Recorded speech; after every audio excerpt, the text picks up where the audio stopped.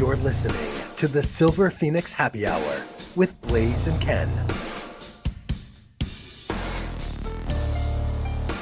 And now, Blaze and Ken. Hey everybody, welcome to the Silver Phoenix Happy Hour. I'm Blaze. I'm Ken. What do you got there? It looks like we have the same thing. I do. I actually have a Cabernet Sauvignon. And this isn't Cabernet, but this is a, oh my gosh, I just blanked on it. See, I had one sip and boom, right out of my head. The one from Malbec. Oh my gosh, I was like, Argentina, Malbec. Yeah, delicious. Well, I think So that I think the wine kind of goes hand in hand in a way to our guest tonight, You think? who I hope, based on what I've been told about him. No, he's an actor. He's a hunter. Fisher Neal's joining us tonight, right? Yes.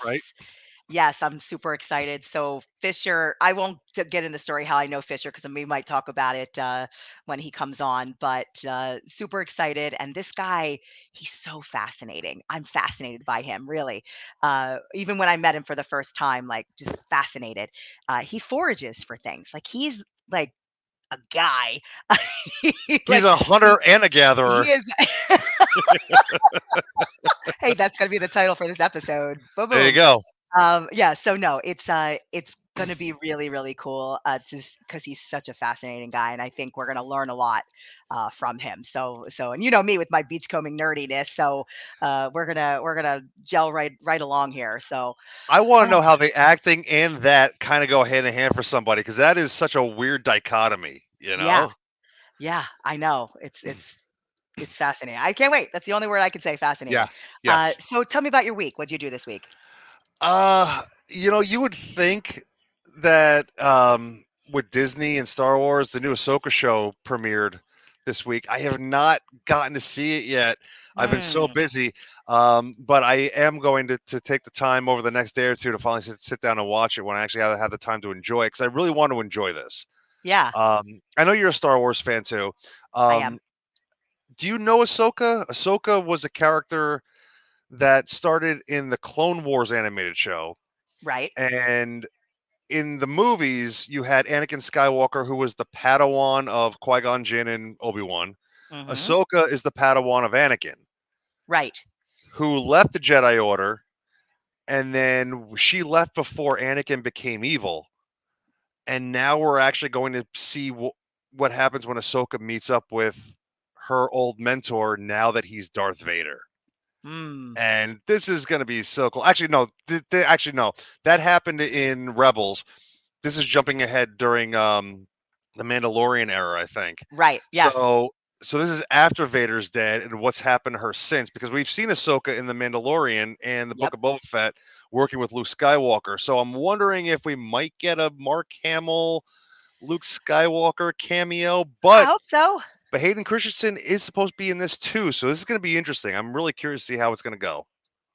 I agree 100%. I no spoilers for anybody. I'm not watching anything to make sure that I don't get anything leaked to me so that I can just enjoy it purely when we watch. So, Yes. speaking of watching, Strange New Worlds. Oh, Uh, we it have was a the genuine season love for it. finale. Oh my gosh, it was so good. It was so good. But I did call you and say, "Wait a minute. They're not going to have another episode to finish that?" That was like, "Wait, what?"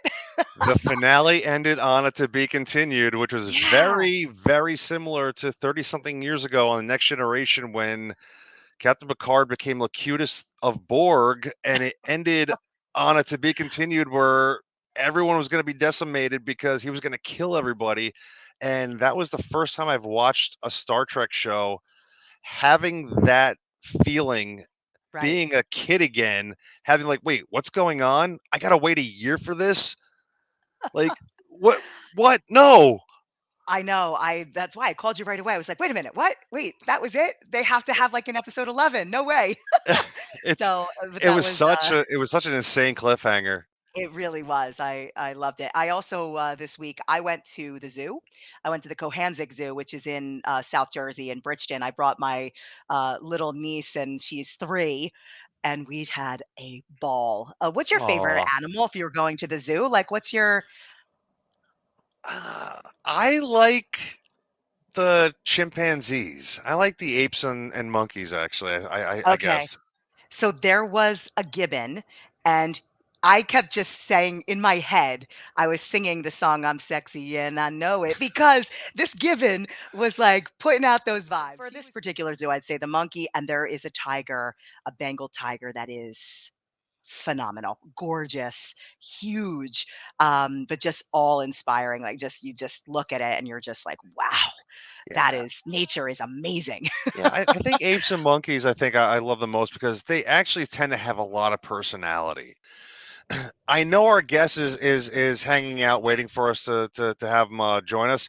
I see I him. hope he's okay with it because we might be putting him on the spot. I actually have another game for us this week. Ooh, okay. I Um, mean, if I know Fisher, I think he might be up for a game. We'll see. because one of the things I was thinking, we had so much fun with Charles Rosenet, and we did the whole match game thing. Yeah, But we are getting ready. We are in the start of back to school season, we are. and another game show that was very popular back in the day was "Are You Smarter Than a Fifth Grader?" Jeff So Foxworthy. I do have a game set up where I can ask us a couple questions that would be at a middle school level and Oh see how boy. we all do. They're hard, man. I remember that show. Sometimes they That's are. yeah. Well, I actually was wondering kind of where the kids were, what they're doing now that they're grown up, because this would have been what, back in like 2007, right? 2007, 2009, and there might Yeah, have been it's like a little amazing. Yeah, reboot. I can't believe it's been that long. Yeah, but I know that most of them are Get actors, out. models, yeah, or voiceover artists, which I think is really cool. That's Um, incredible. and then do you know, because I do know this piece of trivia, do you know how many people actually won the million during that show? Oh, Yeah. based on the caliber of contestants that I remember, I'm gonna say five. 2. That's it. Two. A guy and a girl. Yeah, I don't know their names, I but mean, it I was on just for know so many they're yeah. years too, so I thought five was a safe answer. Yeah, no, only 2, because that's how hard those questions are. Yeah. Well, anyway, all right, let's wait no longer. I'm so excited to introduce you all to an actor, a forager, a hunter, Mr. Fisher Neal. Hi, Fisher. Hey Blaze, how's it going? Hi. So good to see you. I want you to meet my partner, Ken, here. How's it going? Going well, man. Nice to meet you. Good, good. How you been? It's been a while. I'm doing great. I'm staying really busy. My hunting business is really the thing that supports me, and at this point, racing to get ready for deer season because it's about to start. And once it starts, I'm basically live in the woods almost 7 days a week. So yeah, I'm a busy boy. That is Yeah, so incredible. I didn't explain to Ken yet how we know each other just because I wanted I to figured you were ask. going to ask. Yeah, so go ahead, ask the question. Go ahead. All right, so yeah, Fisher, Blaze, how do you guys know each other? Because I'm really curious about this when I heard you were coming on. It's funny. It was like, just by pure luck that we happened to live in this sort of like unique place in Jersey City where, Yeah. this one landlord had like gotten partners with her friends and they'd bought up like some of the buildings around the block. And I needed a place to crash and like ended up staying in this like basically a bachelor pad with two other dudes in a house that had been renovated to be apartments. And Blaze was in an apartment that they owned across the street, and they were like I remember that such. apartment. Yeah. It was awesome, and it was just like they were such like friendly and different landlords. It was sort of like your mom. Yeah, Rita and I share a birthday, so, we'll always have that, and I've reached out every year ever since I left, and, yeah, I definitely and I hear from Patty once in a while in Hawaii, so it's Is pretty that where cool she to is now? still. Yeah, yeah, she's been in Hawaii, and Rita is still in the heights. So it's pretty awesome. But I was telling Ken that what I found so fascinating, because I used the word fascinating a lot in the intro when I was talking about you. So I just always found you so fascinating, just all the things that you've done, also in the acting side of things with Shakespeare and everything else. But then to go into the foraging, I remember you coming over with some mushrooms a couple times and Nice. Yeah. showing me different things. So how I want to know how you got into that. Like, how did that whole side of things begin for you? And I'm talking about the foraging here. We'll go to the acting later, but the Yeah. foraging and the hunting. The foraging for me, I mean, I grew up hunting, and foraging for me became an outgrowth of this joy that I take in getting food from the wild, you know? Hmm. And, Yeah. I'd been curious. I'd had like berries and things. And I was curious. It really helped that I met a couple of the right people. Right. Um, I had there was a chef when I was in New Haven going to grad school that was like really into invasive species and foraging. So he got me kind of started on some stuff. And then, especially when I came to New Jersey, I actually met by pure chance this guy who was partnering with a buddy of his. They wanted to start like a foraging walk business. And they thought what I was doing was cool. So we became friends. And basically, the mushroom guy from that pair became one of my best friends and was my mentor in the foraging space. So he really taught me a lot. And then it's like a snowball. Then you start like getting online and learning in any number of different ways. I've learned mushrooms from Facebook and from Instagram and from TikTok, and I teach people about mushrooms on TikTok now, and yeah, it all just kind of like blows up from there. And now I love it. It's like an adult Easter egg hunt. Yeah. Well, Right. Fisher, let me ask you. So you actually grew up in Tennessee, right? Yeah, Knoxville. Is that where everything started for you? Like, is that where you actually started learning everything that you bring to the table now? Hunting and acting wise, definitely that's where I made the foundation of all of it. I barely foraged anything until like after grad school. After moving to New Jersey, ironically. Right. I've barely done any foraging in Tennessee aside from the occasional like blackberry bush.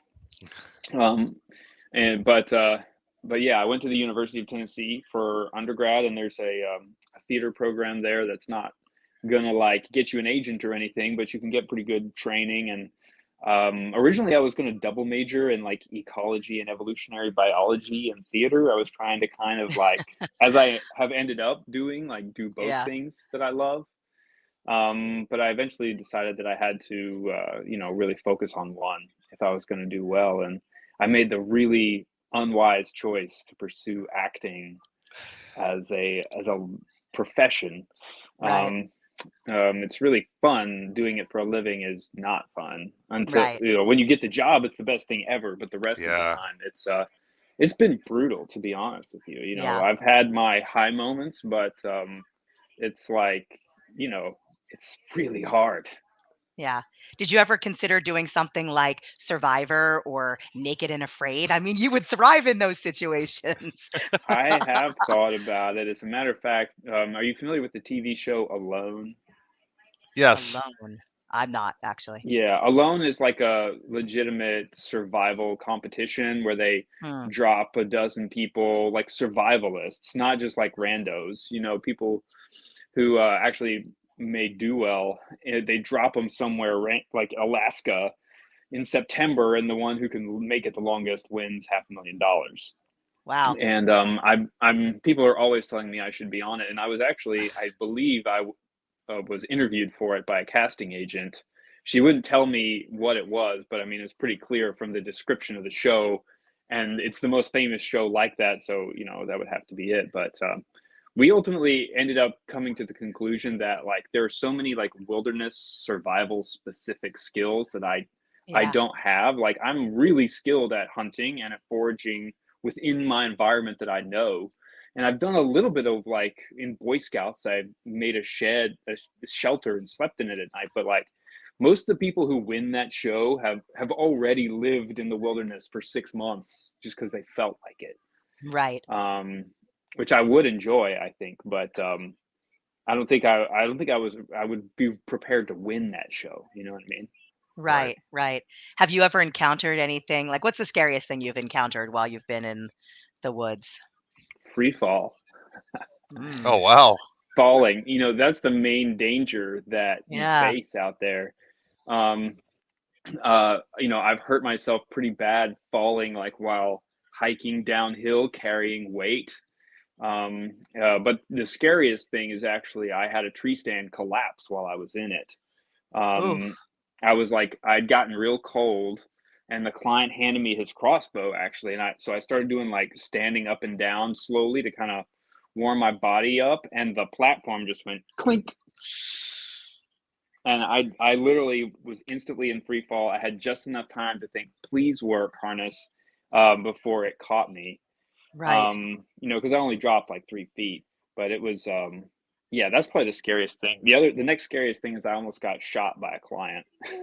Oh, Yeah, Yeah. that would be scary. Here, I was thinking like bear or No, bears, I've never had a scary bear encounter. okay. Black bears are like, they every now and then will like kill and eat a person. Hmm. But, every encounter I've ever had is like, oh, look at the cool bear, or look, there's a bear running away. Right. You know, um, Grizzly bears are really the ones to seriously worry about, and those, thankfully, we don't have around. Yeah. I actually had an issue with a black bear a couple of years ago, and my sister always makes fun of me because she's like, "Well, it's a black bear; they're not going to attack you." There were two babies nearby, and Yeah. the mom was not that far away. And if she thought Mhm. that we were a threat, that's where you got to worry about it. Yeah, that's You definitely a know. problem. Yeah. Well, let's segue for a minute back to the acting stuff of just we have so many questions about some of this Shakespeare stuff that you did specifically because Ken and Mm. I love Shakespeare. And out of all of the, so I know it's King Lear, Romeo and Juliet, Macbeth, Hamlet, just to name a few. Which one's been your favorite role and kind of you know, which one could you see playing playing again? Dang, man, that's a toughie. My Mm-hmm. favorite Shakespeare role I've done. I think the first one I would just jump to would be Mercutio. Mm-hmm. Um, Yeah. Mercutio has a lot of my favorite stuff, and he's a very satisfying character to play because Yeah. he's just playing all the time and Yeah. screwing around, and then he gets like an awesome sword fight, and then he's done. Right. Yeah. You know, he has Oh yeah, talk incredible about that a little language, bit. Yeah. and I was gonna Talk say, yeah. about Bring that that. up Yeah. too, Yeah. oh yeah. So I because mean, stage combat for me, like that's where my kid comes out. Yeah. Like to be like playing with swords and pretending to fight with them is like for me, it's like so much fun, and it became a specialty for me in the theater. That's it was just like I took a workshop in it as a freshman in college, and pretty much every time I did a Shakespeare play after that, or like a period piece, I was always kind of the guy who had the most experience. And so then you learn more on the job as you go, and before you know it, I'm kind of like pretty darn good at it. I've done some choreography and some fight captaining, and I got to perform at the Met doing sword fights in Mm. Cyrano de Bergerac. So yeah, dude, it's so fun. I'm sure I'm not any good at actual fighting, but I'm very good at making it look pretty and dangerous when I fight.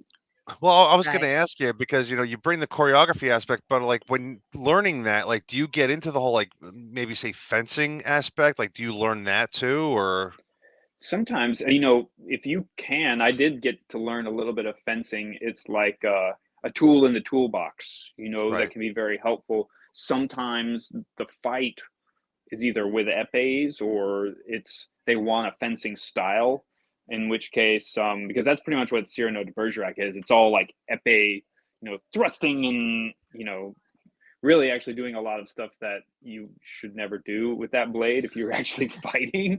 But it looks A lot of cool. it, a lot of it's all for show, right? Yeah. Oh yeah, well, almost all of it is actually for show. When you really get down to it and you study actual fighting, um, it's totally different. Like most sword fights in antiquity are like max 3 moves. And Hmm. swords are heavy. Like Oh real yeah. swords are heavy. Well, I mean, we use real steel. like I've swung full rapiers. They're good because you can see them. The other problem with like you can't fight in a way that's truly real is speed. You know, a real Mm, fight is like lightning fast. But especially in a theater, like you can't physically process what's taking place. So you really have to slow it down and like show the audience what's happening. And so the real trick is to be able to like uh, do it slow enough that the audience can tell what's happening and clean enough that you can tell a story while still making it feel like, oh my gosh, you know, somebody's going to get hurt. right. Because yeah, like yeah, if you watch any like street fight, it's a mess. Yeah. I just remember Zorro. Whenever I think of like sword fighting, that's what I think of. I go right to the Z. Zorro. Yeah, that's a I good one. I That's a actually good go to one. Highlander and it's like, wait, Well, how are these guys yeah, picking up claymores and swinging them over their heads? Like I that's was like obsessed impossible. with that show. I was yeah. Yeah. obsessed with that show. Well, so talk a little bit also about some of the TV work that you've done too, because I know you've done it because I think I watched one or two of them. So Yeah, tell everybody. I've done three different TV shows that I was on. I've actually consulted for a couple of TV shows for the hunting stuff as well. But I did a tiny little part in Person of Interest, like the second to last episode of that series, and then Oh wow. I did probably the best thing I did was I had a pretty nice role in Law and Order SVU, and had a couple of scenes with the leads. I played a like a heroic helicopter pilot trying to fly a pediatric heart to save a little boy's life. It was good. That's It was cool. good. It was actually a really fun. It was a sad and interesting script, that one, because what had happened was the doctor took it without the parents' permission, because parents Oh have wow. a real tendency Oh, to be like in such trauma that they just say no, and then like, you know, 6 months later they're like, wow, we could have like saved someone's life. And in Europe they just take the organs and they don't ask you unless you come and say stop. But in the wow. US you have to go to the parents, they have to look at this thing and sign a form that says you can cut my child up. Right. And a lot of people say no. So I had the heart and the leads come and like, you can't take that. And I'm like, what do you mean? The Oh, little boy's gonna die. Let me just oh, take it and then Oh. arrest me. And they're like, no, we can't do that. Anyway, it's a good one. And then I did Blind Spot, and that's the most people know that as the tattoo lady. She like yep, shows up in Times Square, yep. and Yep. tattoos are all clues to a crime. Hmm. And that one was really fun. I played a hitman, and I had three different scenes. I shot people in all of them, and it was a really weird audition with that one too. And then of course the last one I got shot. So yeah, that was a lot of fun. Being the victim actually is not fun. It's hard, actually. In grad school I played Julius Caesar, Yeah. Oh wow. and in my third year, and the the like I love fights, right? And well, my puppy is here. Oh, let's Um, see. Let's see. Show. you want to see him, Snug? Come up here. Come up here, buddy. This is Oh. him. Oh, hi, He just came Snug. in from a walk. He's So been inside cute. for a while because we've been Oh, repainting the kitchen all day today. amazing. Oh, and by the way, Um, congratulations, because I know you got married not too long I ago. did, So I did. Thank you, congratulations. thank you. Okay, buddy, get down. Oh, so Snug comes with you when you hunt, right? I've seen pictures and some videos, and I'm so Yes. impressed that you're able to train him to find the mushrooms Oh and well, he doesn't find the mushrooms. oh, He looks for furry creatures and feathered creatures while I okay. find the mushrooms, and he just Gotcha. Okay. enjoys running all around. But I actually do have the ambition that I will teach him to scent mark morels, and Yes. maybe also black trumpets, because they're both so good and so difficult to actually see. Yeah. So, and it should be, it's fairly straightforward, right? I just have to teach him to like sit and bark, which I've already taught him that stuff. And so now I like probably next spring when I have, when he's not in need of bird dog training, I'll focus on that and get it where like he'll recognize that smell and bark, and hopefully we'll see, maybe he'll prove to be valuable in that regard. But mostly he just comes along for fun and exercise. And Yeah. I'm training him pretty a lot to be both a flushing dog for like pheasant and grouse hunting, and a Okay. retriever of ducks, and of course anything that we shoot pheasant Right. wise. So Yeah. Yeah. So let's talk actually about that business. Let's segue back. So tell us a little bit about it and how people can, know more. Who would want to do this? Like for me, I when I was looking into things, I would love to go like on a mushroom hunt with you and just like kind of more just to learn what's what and things to avoid and that type of thing. I think that's more up my alley. But tell us about that. I got started doing it because when I was in grad school, so many other actors, once they realized that I was like, by the way, I don't buy meat at the grocery store. I haven't as an adult, because all we cook with is wild game. Um, and so once people realized that that was the lifestyle I was living, they found it fascinating and really exciting.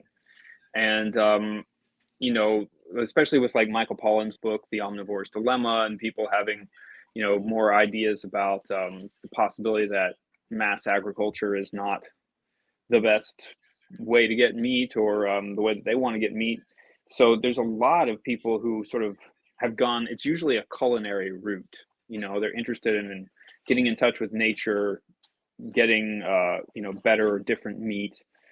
That's mainly who my clientele is. Um, it's mostly, I charge a lot for it, so it's mostly like people with white collar jobs. But I get a good number of like union workers as well. Like electricians. There's a guy from Local One who's hunted with me a couple of times, a stagehand.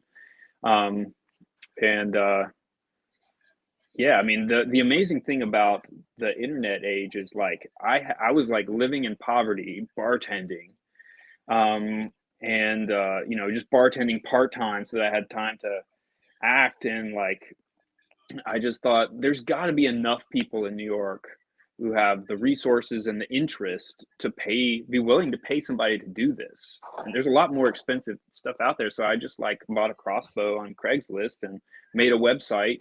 For $100, you can make a website that can be found on search, and Yeah. Yeah. it's like just things snowballed from there. It took a few years for it to really get going, and that was largely because of regulatory issues. But once, especially the regulations changed, my business doubled every year. In a couple of years, it was full time. So real quick, is that Learn to Hunt NYC? Yeah, that's I named the business what it is, and because you search "learn to hunt" around New York and on Google, and I'm the first thing that'll pop up. Search engine optimization is a beautiful thing, isn't it? Yeah. Dude, yeah. It's also about there not being any competition. I'm Right. literally Right. like the only person on the East Coast who does this. There Mhm. Oh there are wow. a lot of other hunting outfitters and guides in the country, but virtually all of them, they're catering to experienced hunters with a premium experience. You're paying for access to private lands that have really, large animals or really numerous animals. Or you're going to stay in a lodge and they're going to do everything for you. I'm saying like, hey, you want to learn how you could go off and do this on your own? Come on, I'll teach you. Well, Yeah. And actually, no one is offering that. Mhm. so let me ask you, like, so if I signed up for this, can you step me through the process of what I could actually expect? Yeah, definitely. My like bread and butter thing is, I call it an apprentice hunt. Um, and basically you can go from knowing nothing at all to harvesting a deer all in the same day. So you need a license, but you just buy it online in advance. And we start at a shooting range at like 9 a.m. or so. Usually we do crossbow hunting. Sometimes we'll do shotgun hunting during that season, but honestly, I prefer to crossbow hunt even in shotgun season, because I actually do better that way, if you can believe it. We can get into that if you're interested in going down that road. And then, so it's like I'll spend like an hour or 2 hours on the range, making sure that you are very comfortable and competent on the hunt, and that's not just your shooting, but also understanding like how the deer's body language works and what you need to know to be able to anticipate what moves you have to make. Basically, you got to know you have to stay really still, and you can only move when they're behind trees, and if they're looking at you, and they have to be standing a certain way and stopped. And so we go through all of that. And then usually we'll go for a walk in the woods for an hour or two, and I teach basically how to set up a hunt of your own, like how to identify deer signs and interpret what they mean, and how to set up an ambush, because we pretty much only hunt by ambush in this part of the country. And so that's mostly like getting up in a tree or hiding in a blind or in natural cover on the ground. So I'll explain like how to set up an effective one. And then we just go. I'm always scouting, and I have a bunch of really good spots in my sort of rotation. So we go out and hunt in the afternoon until dark. And most of the deer activity is like in the final 2 hours, especially the final hour of daylight. So that way you kind of get it all in one day. And sometimes a good number of people never even shot a bow or a gun in their life, and they shoot a deer with me. Oh, Yeah. wow. I'm Pretty curious, great. because I remember when I lived in South Jersey, this is like a ridiculous story, but I remember on a date, I'm As laughing most because South it's so Jersey funny. stories Yes. are. This guy took me on a date, and he told me to dress up nice, so I did, whatever. And then he took his truck into this like forest area, and I was like, Hmm. I was like, "Word, this is a first date," so I was a little concerned that maybe I was going to be murdered. So, but he stops the car or the truck, and I just kind of look at him, and I was like ready. I had my hand on the door, like ready to go, and he hands me this giant light. And I had no idea what was going on because I'd never been deer spotting before. But that's what he was doing. He rolled down the Mm, window and said, "Can you hold this out out the window?" And I Blaze, was like, "You made me Blaze, dress up for this." I've heard a um, lot of your horror dating stories. I don't know if I've ever heard that one. Yep. that's actually a Yep. crime. It is it is a true story, but I'm telling you, it was so like, I mean, I could laugh about it now, but then I was terrified. I thought that he was going to murder me. But anyway, but I thought that was really interesting. So my question to you before I went on that tangent, and the memory, the total recall came in. Do you know what the deer population is? Because I know in South Jersey it was so overpopulated, and they kind of had to hunt in order to decrease that population because it was really like out of control. Do you know what it's like in the areas where you hunt? Yeah, I don't know the exact numbers for like the latest, estimates of what the populations are. I want to Yeah, say that there's that they think there's around like 150,000 deer in New Jersey. But more so than the overall number that you want to pay attention to is the density. right. Um, and like what's considered like a healthy forest density of deer is 10 to 20 per square mile. And most of New Jersey is between 50 and 150 deer per square mile. I can Um, attest to that. I mean, I know I got about 20 to 30 that are just in my front yard almost every day. yeah, front yards is actually where you see the highest densities. Those like 150 to 125 per square mile densities. They're all places where hunting is prohibited, but the Right. habitat is excellent. Most people don't realize that suburban landscapes are ideal whitetail habitat because you have grazing pastures, you have shrubs, and you have mast producing hardwood trees. And the combination of those three means that there's year round abundant food for them.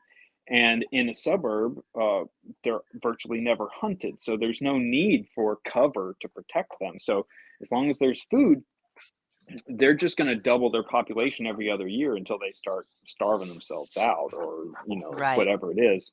Well, Um, actually, I'll be honest real quick. Since COVID, one of the things that I noticed, they're a lot more.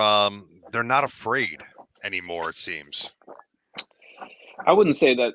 I mean, that's not a since COVID thing. That changes from like literally 1 mile to the next. I've got places where I'll deer hunt on public land. I'm mostly hunting public lands. An amazing thing about New Jersey, there's actually quite a lot of public land you can hunt relative to the human density here. But like in Texas, there's virtually none. The whole state is Right. private. Right. This is a big lesson that I like to teach my clients is like that deer behavior is relative to their lived experience, especially their recent lived experience. And so like they're only as cautious as they need to be. They're quite intelligent. And I mean, they're obviously not as smart as we are, but they can figure out if you're threatening or not. They're reading your Hmm. body language and your actions. Right. So deer that live in areas where people mostly ignore them and never harass them or try and approach them, they gradually get more and more and more comfortable. And probably in a lot of those areas too, people are feeding them Right. Yeah. because people Yeah. like to have them come around. So they associate food with people, and people don't threaten them. And therefore, you get deer that will walk around in broad daylight, on the street. We actually have deer. I'm in West Orange, and we have deer walk down the street all the time. Yeah. Our hydrangeas in the front have been chewed up by the deer. So between the deer and But the spotted lanternflies, we're in big trouble. there's more, I can promise you. Yeah, Um, yeah. but so right, there's areas of New Jersey, it's so patchy where like the deer are like that here, and then 1 mile over where you're allowed to hunt them, at certain point they will not move during daylight at all, Mm, ever, because they walk through the woods, and even if they don't get shot at, they like all of a sudden there's like a creepy dude in a tree, yeah. and that's terrifying. And they Hmm. learn, that they're being pursued, and they modify their behavior. And the more they're pursued, the more they modify it. So it's like, it's very, very local. You know what I mean? In gun season on public lands and even private lands, you good luck seeing a deer after day 2 during daylight. But you can drive a mile down the road. There's like right on I-78. There's this women's penitentiary Hmm. around Clinton, New Jersey, Yep. and like on one side of the interstate there's game lands that are heavy hunted, and on the other side of the interstate there's this penitentiary with this big open meadow, which of course no one ever hunts, and there are literally deer walking around in it 24/7 every day of the year, including the middle of gun season. Oh Yeah. wow.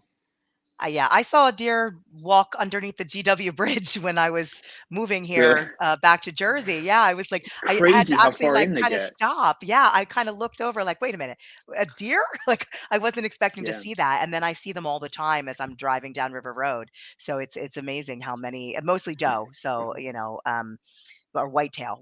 But yeah, it's fascinating. Well, Ken, I think we should come to you for this fun game you have in mind. All right. Well, first off, I want to make sure we're sure with Fisher that you're okay playing with us too. Yeah, that's Yeah, I true. mean, I'll play. I'm not going to make any promises about We're on the performance. same team. We're on the same team. We'll put our heads Yeah. together. We'll be Yeah. okay. All right. So again, we're getting ready to start back to school season. We were talking about game shows last week. I was thinking maybe something along the lines of, "Are you smarter than a fifth grader?" These are all questions that middle school kids actually learn and go through in school. So and we're going to see Yeah. if we can actually answer some Not of feeling these. confident Yeah. in my We got this. Come on, we got this. It's positive, positive. All right. So first off, we're going to start off with math and numbers. We'll get that out of the way quick. All right. okay. First up, what is the formula for calculating the speed of an object? The speed for calculating velocity. Gosh, I don't know. Uh, It's like All right. distance traveled versus time, right? So yeah, actually, it's it's distance like over distance. time. yeah. Yeah, Yay! it's Hey, distance divided by time. good, There you because go. math is not my sweet spot. So thank you. You got it. Woo! 1 for 1. All right. Then we're only going to do 2 questions per category. So, we're going to solve for x. 2x plus 4 equals 10. 2x plus 4 equals 10. Oh yeah. Is Is 2x means like 2 3 times is x, 3 doesn't is it? yeah, 3 is X, 2 right, times Ted? 3. x, right? Yeah. Yes, 3, 3. exactly. So yeah, so if you Hey. reverse engineer it, 10 minus 4 is 6, and 2 times 3 is 6. Yeah. But we would have only gotten 50% credit on that one because we didn't show our work. Of True. course. True. In that Very class, true. I always suffered because if you don't write it out, they Yep. don't give you credit. Yep. Yep. All right, next category, history. Oof. Another hard one for me. Okay. Name the first 4 presidents of the United States. Mm, George Washington, yeah, Mhm. Adams. Which Adams. one? Oh God, John I think it's John Adams. John Yep. Adams. Yep. Who Thomas was third? Jefferson. Jefferson Yep. Yeah. The and fourth one is the tricky. Quincy Adams. Nope. Is it Monroe? Was it Monroe? Yeah. Nope. Close. No, hold on. Starts last name Jefferson. starts with Madison. an M. Madison. Madison. Yeah. James Madison. Yep. Yep. 3 out of 4 ain't bad. No, we did good. Passing. All right. Next up, the modern day city of Istanbul was known by what name in the 13th century? And if you're a fan Constantinople. of, don't say yeah. If you're a fan of They Might Be Giants, you actually have the answer because Constantinople, yeah. Istanbul was Constantinople. I got to go there. It's awesome. Really? Oh my gosh, amazing. Next up, we're going to go to science. Okay. This one should hopefully be easy enough. Name the 5 human senses. Smell, 5. taste, touch, sight, hearing. Yep. Good job, Blaze. Thank you. All right. So Fisher, as a hunter, I'm hoping that you're going to be able to get this one. Sure What are sign the- that. And are you drinking a Sapporo? Yeah, good eye. Man after my Oh, own heart. All right. What are the tissues called which connect bones to muscles Bones to muscles? That would be ligaments. ligaments. or tendons? Yeah. Oh, is it tendons? They're Yeah. actually different things. Yeah. So I got it wrong. Tendons. So I guess tendons are bone to muscle, and then ligaments must be like bone to bone. Correct. Right? In the joints. Yeah. Yeah. I don't know. I just cut them. I just cut 'em. I don't know what they're called. Next up, we have geography. Okay. What is the largest continent?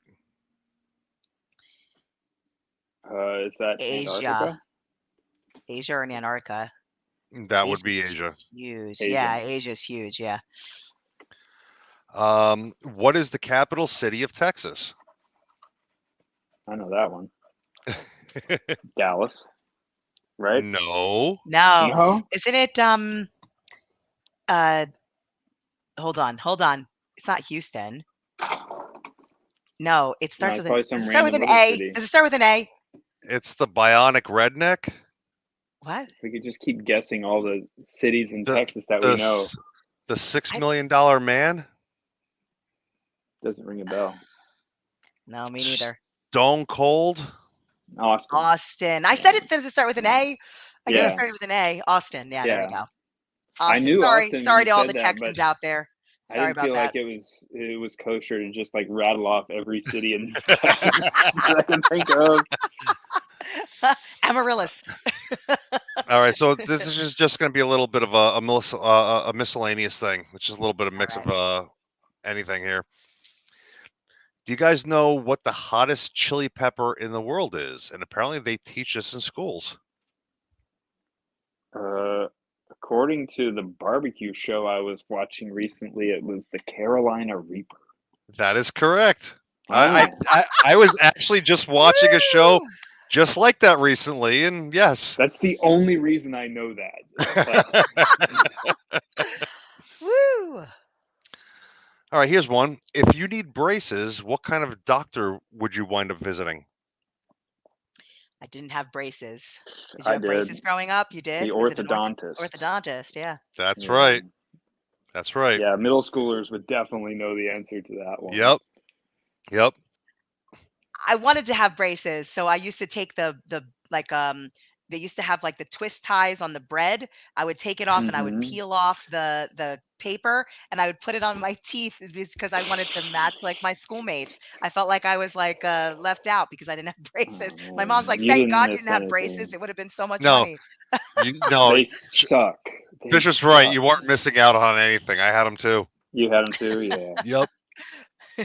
They're like, Well, we did good. they food snags on them, and they like, if you ever like impact your lips, it hurts. That you look stupid. It's not fun. Nothing was worse than like tearing the inside of your lip on them, right? Yeah, dude. It's And then not fun. did you actually have like the rubber bands you had to put on the top and the bottom too later? Briefly, yeah, I did. Yeah. They were the All worst. right. Then I don't feel so left out, I guess. Yeah, no. You should feel lucky that you didn't Yeah. need them. Yes. Well, we did good. We killed it. You High did five. good. High five. Yeah. That was awesome. Well, listen, so how can people get to know more about you? And I know that Ken had mentioned the one site, and I did put up at Hunting Actor, that's your Instagram. And then we Yeah. also are running a ticker for your, mostly I think that's your acting, that's over on the fisherneal.com. So how can they reach out to you if they want to go on a hunt or forage? I think for me, the foraging is more, I love fishing. And do you do any fishing when you're out there? I do love to fish. I don't guide a lot of fishing trips, but I do occasionally, but like usually on a fishing trip, you go out like on a boat and stuff, and I just don't have space for all that. But time Right. to time, I take people fishing, and I love to fish. Yeah. Um, I, but I, I love I love freshwater fishing actually. yeah, what do you like to do? Yeah. Catfishing. I've gone Mm, trout, bass. Yeah. nice. Yeah, Yeah, I'm into all of that. bass is good. Me too. I do a lot at the beach too. And I think the foraging Really? for me, because I do a lot of beach combing, the foraging and the beach combing just kind of go together. And that's You ever that's done where, like clamming? of course. Yeah, Yeah. dude, I have That's not done that. I think it's what's one fun. of the coolest things about like the ocean and knowing if something's good to eat are really those indicators Mm, that you can look for. So like the coquino clams, and I found out ways to cook them and make broth and all sorts of things when you Oh get those yeah. little teeny clams. Yep. That they're not just a waste. You can actually mm. utilize them in a nice broth. So yeah, and Nicole, who does our in the kitchen segment, which she is going to do something, I believe, on mushrooms in your honor. Uh, she and I were actually beachcombing one day and for the show, and we found some seaweed, and she repurposed the seaweed into, that we were able to use to eat, right Oh off from yeah, beach. We seaweed called is it from good beach to stuff, man. table. Yeah, from beach to table. Yeah. Why not? So but yeah, so one of the questions too that we ask our guests, we have a couple questions actually, and then we'll end it with a main one that we always ask our guests. So Ken, why don't you start us off this time for the questions? So, being a big Shakespeare guy and you doing a lot of plays in your career, is there a role or a part or a show that you haven't done that you would kill or chomp at the bit to actually do? Mm, Mm, yes. I've always wanted to do the Henry the Fourth through Henry the Fifth cycle, playing Henry. mm, That's a bucket list one for me. Um, there's a bunch in the Shakespeare canon that I'd really like yeah. to do, like Benedict, in Much Ado About Nothing, and Hmm. as a romantic, that's definitely the one I would do. Villain wise, I'd love to play Mackers. He's Oh just yeah. that Mm, play is like I feel like one of Shakespeare's most like to the point and hard hitting. Yeah. Um, and it's just a really you know scary and fun role for sure. nice. All right. So my question is, what's your go-to cheat food? My go-to cheat food is ice Yeah, cream. ice cream. What Absolutely. Ah. flavor? Got to tell us the flavor. Yeah. I mean, I'm kind of, gregarious when it comes to ice cream, but I'm a chocolate and cookie Mm, dough. Cookie dough is probably my Cookie biggest, dough's good. yeah. nice. All right, Ken, What back about to you. what about yours, Blaze? Actually, what do you go to for Oh, ice cream? I'm chocolate peanut butter, occasionally mint chocolate chip if I'm just feeling that zone. How about you? Yeah. I gotta say, strawberry cheesecake. Interesting. Or actually, when it comes to a sundae, nothing beats a Friendly's Reese's peanut butter cup sundae. Mm. Oh, I think this week there's like a banana split day or something. One of the national days is banana split. It's like peaches and banana split. So, Nice. yeah. All right, back to you, Ken. What's your next question? If not deer, what would you actually prefer going out and hunting? elk. Yeah, Okay. it's a bucket list thing. I want to go out west and do some elk hunting. Partly for the landscape, but also they're just amazing animals. You know, the thing that I really dream of doing is going out there for the archery season when the deer are breeding, and you can call them in, and they're very vocal. The bulls will like bugle, and you can hear them for miles. And you know, Mm, you try to get close, call them in, you know, within bow range. gotcha. Cool. And so you have like an Um, on the ground encounter with a, you know, 700-pound giant animal that you're trying to hunt. wow. My question is, what's your favorite mushroom out of the mushrooms that you go foraging for, or just have Mm. had, and how do you prepare them? Because Ken's also a chef. Like when it's not chef, but he loves to cook at home, and he's Yeah, pretty good. I'm a So nice home cook. Yeah. give him some tips. Yes. Yeah, I think morels are my favorite from a culinary standpoint. Hmm. After that, I would go with chanterelles because they're a close second in enjoyment on the table, but they're much more reliable and abundant. Like a good year for morels is like I picked more than 5 pounds in a year, and for chanterelles, a good year is like, you know, I picked over 100 pounds. Wow. So the the with mushrooms, it's always the same, man. Fried in butter with salt and onion or shallots, because that gives you like a sweet component to balance the umami of the mushroom. And Yeah. I mean, you can't beat it. You want to cook them till they're brown. You know, and it's Yeah. important that you don't wash them. If you can at all help it, you don't want to wash your mushrooms because they're so sponge-like. They just absorb that water, and then it becomes very difficult to achieve browning, which is where Right. a lot of your best flavor comes from. Right. I'm curious. Again, we brought up that you're recently married. Who does most of the cooking in the household? You know, it's funny. She actually does most of the cooking. I love to cook, and for the longest time, I was like the main cook in my life, of course. And even when we started our relationship, she barely knew how to cook anything.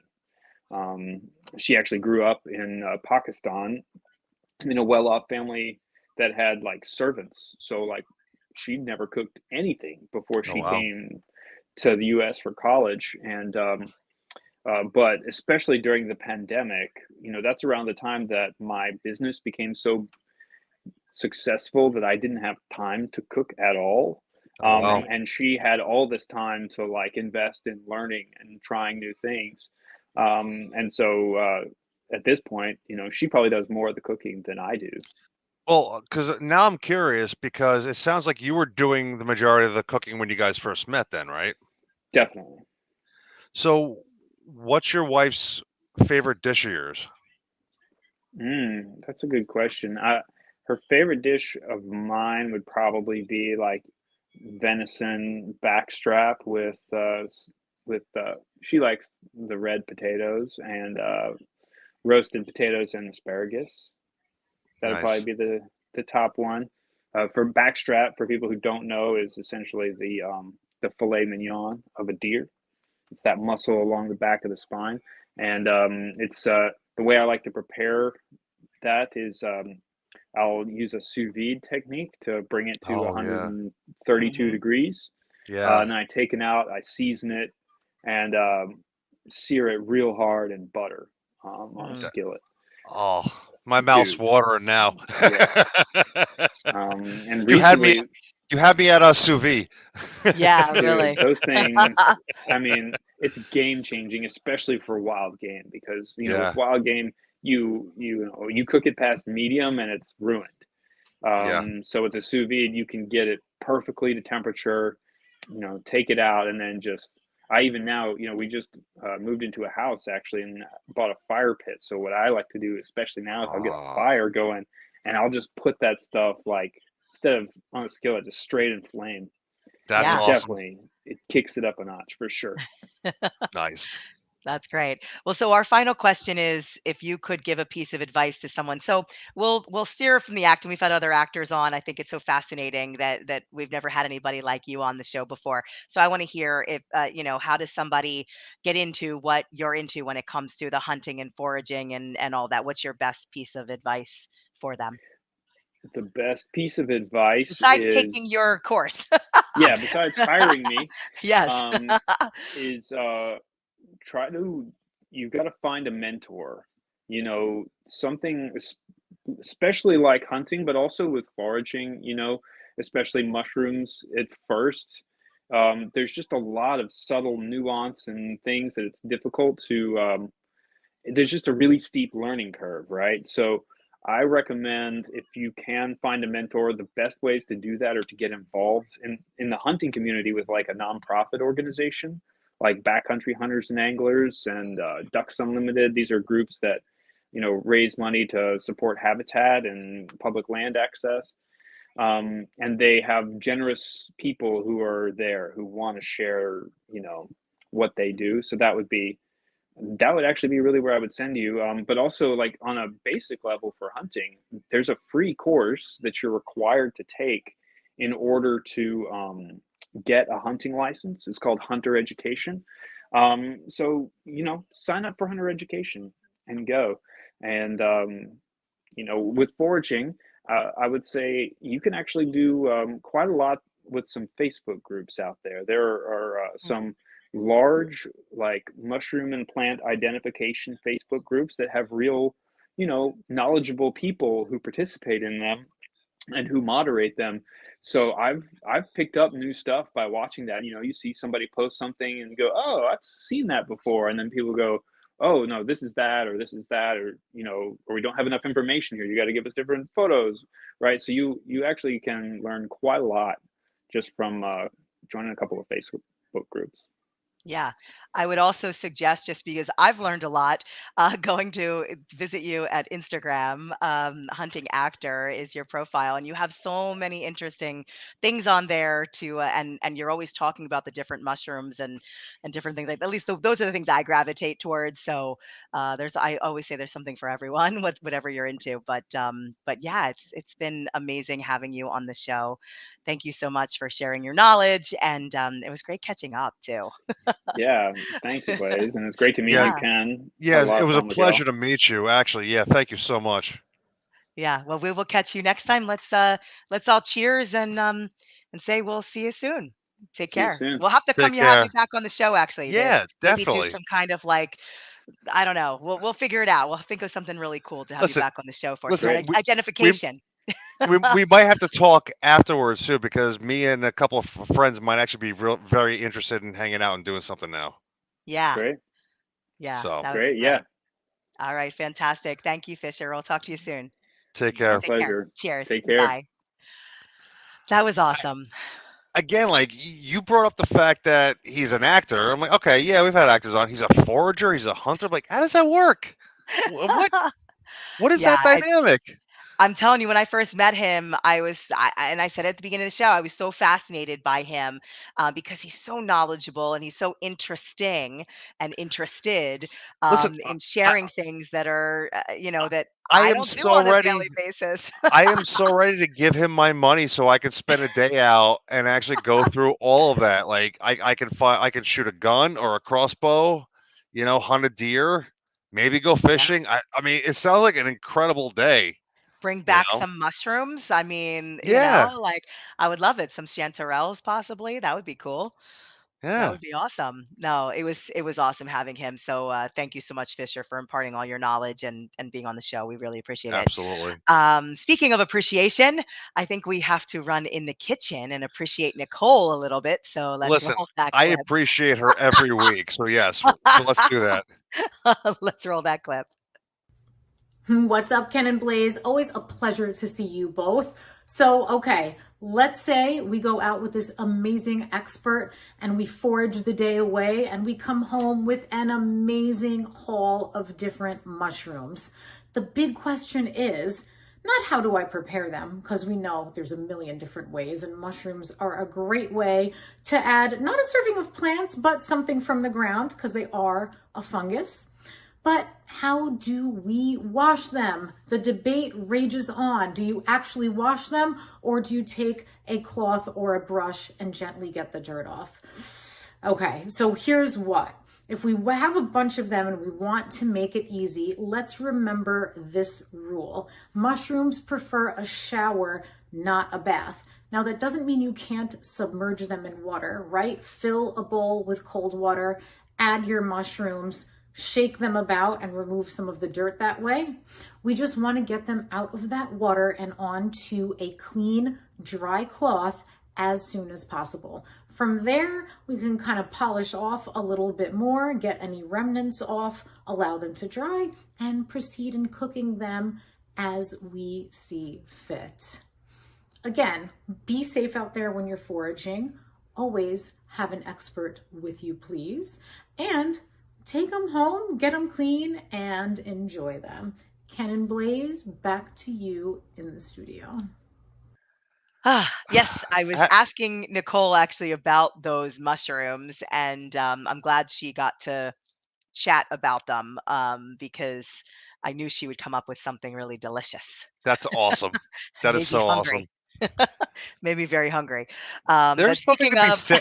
There is something to be said about cooking a good mushroom. All right. yeah, cook it for me and Fisher sometime. I will totally do that. And- You have no idea how I would do that. Yes. Yes. You know, when I used to live across the street from him, he did come over a couple times with some things for me to I try. didn't realize that you guys actually lived like right next to each other in Jersey We City. 'Cause did. I've been We to your did. place in Jersey City back in the day. Yeah. That I is felt like crazy. I was wondering if he had done the reading of Emma Everything and you had met then, but I wasn't sure if he actually did or not because I would have asked him as an actor to do it. I But think I would have remembered that actually. I yeah, don't think so. I can't remember. So I think I it's think been a I while. think you're confused because you wanted Fisher to read for the male lead, and you made the mistake of having me read for the male lead. And Fisher probably would have been a lot better. It was a table read, and I thought you did fabulous. I was Anyhow. okay. Anyway, All right. I think on that note that we should wrap up the show. So yes. thank you again to our wonderful guest, Fisher Neal. And we will see you guys next week. Go out, enjoy a banana split or a peach and, whatever.